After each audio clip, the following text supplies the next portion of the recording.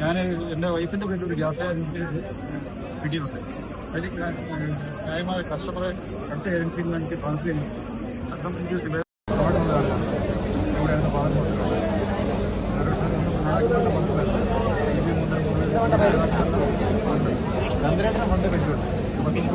ഇല്ല, ആ വഴി നോക്കിയിട്ടില്ല. അദ്ദേഹം അത്തരം കാര്യങ്ങളിൽ ഇടപെടാറില്ല. UPA ഗവൺമെന്റ് കേന്ദ്രത്തിലും മൻമോഹൻ സിംഗ് ഗവൺമെന്റ് കേന്ദ്രത്തിലും കേരളത്തിൽ ഉമ്മൻചാണ്ടി മുഖ്യമന്ത്രിയായിട്ടിരിക്കുമ്പോൾ അദ്ദേഹം MLA ആയിരിക്കുമ്പോഴാണ് എൻ്റെ ഏജൻസി റദ്ദ് ചെയ്തത്. ഞാൻ ആവശ്യപ്പെട്ടെങ്കിലും വഴിവിട്ട ഒന്നുമല്ല, ന്യായമായ എൻ്റെ ആവശ്യം അധികാരികളുടെ മുമ്പിൽ വേണ്ട തരത്തിൽ ഉന്നയിച്ച് അത് തിരിച്ചു നേടിത്തരാൻ പുള്ളിക്ക് അദ്ദേഹത്തിന് സാധിച്ചിട്ടില്ല. അതേ ഇടപെട്ടിട്ടില്ല. ഇപ്പോഴും അത്തരം കാര്യങ്ങളിൽ പുള്ളി ഇടപെടാറില്ല. ഞാൻ മുന്നോട്ട് ചോദിക്കാറുമില്ല. ഞാനല്ല ഈ പരിപാടിയിൽ വരിക എന്നുള്ളത് 2 ദിവസം മുമ്പാണ് അറിഞ്ഞത്. ഞാൻ രാഷ്ട്രീയത്തിൽ സജീവമായിട്ടുണ്ടായിരുന്നതാണ്. റജിമോൻ എൻ്റെ അയൽവാസി, നമ്മുടെ നാട്ടുകാരനും സുഹൃത്തുമാണ്. അപ്പം രാഷ്ട്രീയത്തിൽ കോൺഗ്രസിന്റെ മണ്ഡലം പ്രസിഡന്റായിരുന്നു. യൂത്ത് കോൺഗ്രസ് മണ്ഡലം KC രാഷ്ട്രീയത്തിലൂടെ 75 വന്നതാണ്. 2007 കോൺഗ്രസിന്റെ മണ്ഡലം പ്രസിഡന്റ് രാജിവെച്ച് 2011 പാർട്ടിയുടെ പ്രാഥമിക അംഗത്വം രാജിവെച്ച് നിൽക്കുകയാണ്. ഇപ്പോൾ BJP നടത്തുന്നതിനെ കുറിച്ച് ചില ആലോചനകൾ തീരുമാനമൊന്നും ആയിട്ടില്ല. ഇപ്പൊ ഞാനിവിടെ അദാലത്തിൽ ഒരു അപേക്ഷ കൊടുക്കാൻ വേണ്ടി വന്നതാണ്. ഇല്ല, സണ്ണി ജോസഫിന്റെ അനുജനം എന്നുള്ള പ്രശ്നമല്ല. ഇപ്പൊ KK ആന്റണിയുടെ മകളും KK ആന്റണിയുടെ മകനും ഒക്കെ BJP ചേർന്നു. അങ്ങനെ രാഷ്ട്രീയം മാറുന്നതിന് കുഴപ്പമില്ല. ഇപ്പൊ ഇന്നലെ ഉള്ള PK ശശി നാളെ കോൺഗ്രസിലേക്ക് വരികയായിരിക്കും. പിന്നെ നൈഷ പോറ്റി വന്നു, TV തോമസ് CPM-ലേക്ക് പോയി. അത് മകളെ അനുജനം എന്നുള്ളത് രാഷ്ട്രീയത്തിൽ വിഷയമല്ല. എല്ലാവരും ഇൻഡിവിജ്വൽ വ്യക്തികളാണ്. അത് മാത്രമേ ഉള്ളൂ. അത് ഇതുമായിട്ട് ക്ലബ് ചെയ്യേണ്ട കാര്യമില്ല. ഞാൻ ഈ ഇന്ത്യൻ ഓയിൽ കോർപ്പറേഷൻ്റെ LPG ഡിസ്ട്രിബ്യൂട്ടറാണ്. എൻ്റെ വൈഫ് മാനേജിംഗ് പാർട്ണറായിട്ടൊരു ഡിസ്ട്രിബ്യൂട്ടർഷിപ്പ് ഉണ്ട്. മണിക്കടവ്, ഉളിക്കൽ പഞ്ചായത്തിൽ മണിക്കടവിലാണത്.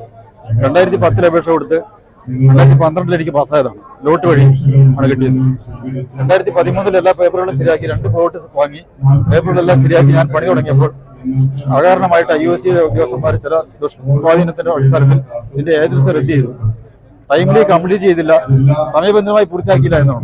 അപ്പൊ ഒരു സർക്കാർ പദ്ധതികളും സ്വകാര്യ പദ്ധതികളും സമയബന്ധിതമായി പൂർത്തിയാക്കാറില്ല. അത് വളരെ നിസ്സാരകരമായ കാരണം പറഞ്ഞാണ് എന്റെ ഏജൻസി റദ്ദ് ചെയ്ത് എനിക്ക് തന്ന ഏജൻസി റദ്ദ് ചെയ്ത്. അപ്പോഴേക്കും ഞാൻ ബാങ്ക് ലോൺ എടുത്ത് വളരെയേറെ പണം ചെലവഴിച്ചിരുന്നു. ഞാനിപ്പോ തിരിച്ചടവ് നേരിട്ടുകൊണ്ടിരിക്കുന്ന ഒരാളാണ്. എന്റെ പേപ്പറുകളിൽ ഞാനിവിടെ അദാലത്തിൽ കൊടുത്തിട്ടുണ്ട്. അപ്പം ഞാൻ ഏരിയ ഓഫീസിനെ സംസ്ഥാന ഓഫീസിനെ സമീപിച്ചെങ്കിലും എനിക്ക് റിലീഫ് കിട്ടിയില്ല.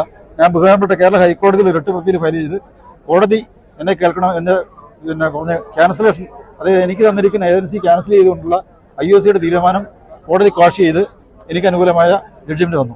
2017 എനിക്ക് അനുകൂലമായ വിധി വന്നു. 2018 ഞാൻ കമ്മീഷൻ ചെയ്തെങ്കിലും ഒരു ഏജൻസി വയബിളായിട്ട് നടക്കേണ്ട കസ്റ്റമർ ട്രാൻസ്ഫർ അടുത്ത ഏജൻസിക്ക് IOCക്കും Indian oil and natural gas കമ്മീഷന്റെ കേന്ദ്ര മന്ത്രാലയത്തിനും പെട്രോളിയം ഗ്യാസ് മന്ത്രാലയത്തിനും ചില പോളിസികളുണ്ട്. ഒരു ഏജൻസി പുതിയതായി വിളിക്കുന്നത് ആ പ്രദേശത്തുള്ള ആളുകൾക്ക് എളുപ്പത്തിൽ ഗ്യാസ് അല്ലെങ്കിൽ റേഷൻ കിട്ടുന്നതിന് വേണ്ടിയാണ് റേഷനുകളെ ഗ്യാസ് ഏജൻസി വിളിക്കുന്നത്.